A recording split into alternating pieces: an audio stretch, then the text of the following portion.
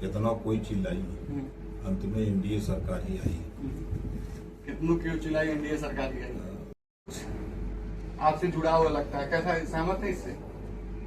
सबका नजरिया अपना अलग अलग है।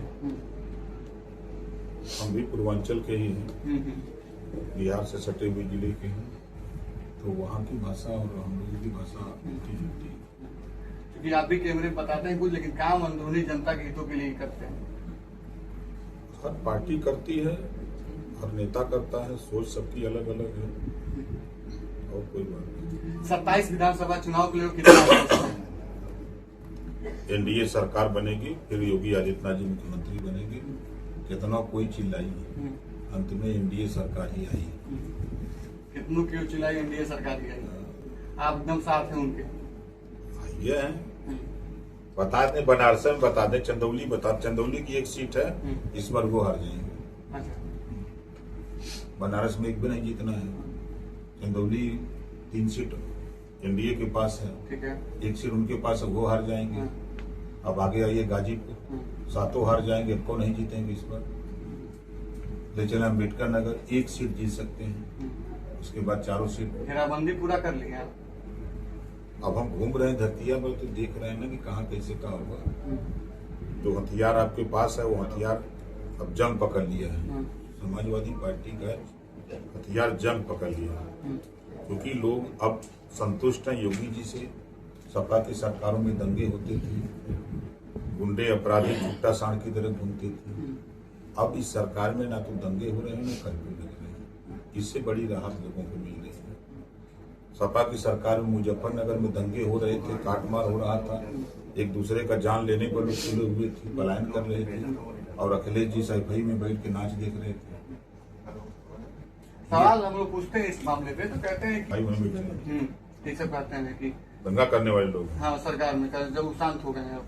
अच्छा, हाँ ऐसा कुछ होता है। अभी तो समय समय पर उपद्रव करा रहे हैं।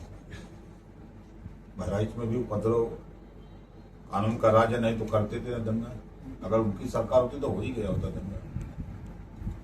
आपके संभल में, मेरठ में ये अपने बात थोड़ा आ रहे हैं। इनके लोग जो उपद्रवी हैं, अभी आपने देखा कि एक मूवी आई धुरंधर, उसमें अतीक को बता दिया माफिया, तो इनको बहुत तकलीफ हो गई। माफिया कैसे बता दिया? प्रेस कॉन्फ्रेंस किए थे जब राजू पाल की हत्या किया, उसके ऊपर 302 का मुकदमा लिखा हुआ है। आप उसको सांसद बना के दिल्ली भेज रहे हो। पूजा पाल को न्याय दिलाने के लिए तो नहीं, अब कह रहे हो कि एक लोडर पैदा कर दिए हो पाल बिरादरी में, तो पूजा पाल का मुकाबला करने निकले हो।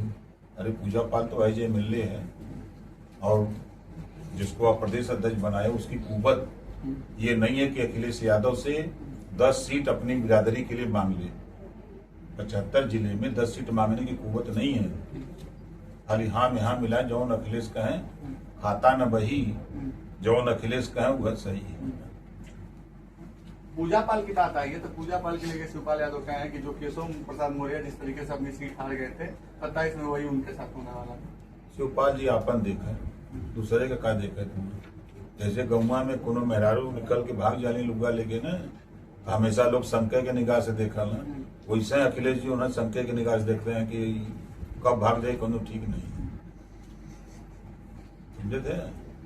एक और बात खत्म करते हैं, पश्चिम में संगठन के लिए कितना आप आश्वस्त हैं? जो कि पश्चिमी क्षेत्र में, आप पूर्वांचल में तो पूरा इधर देखते हैं, हम लोग भी देखते हैं कि आप सारी जगहों पे रैलियां कर रहे हैं। पश्चिम को लेकर क्या कहना चाहेंगे?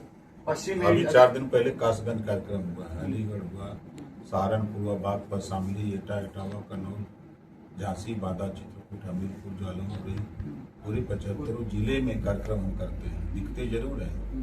अभी जैसे हम अभी आजमगढ़ दिखे हैं, फिर गोरखपुर दिख रहे हैं, शाम तक बलिया दिखेंगे। पूरा चलते रहते हैं। लोग सोचते हैं कि चलते कैसे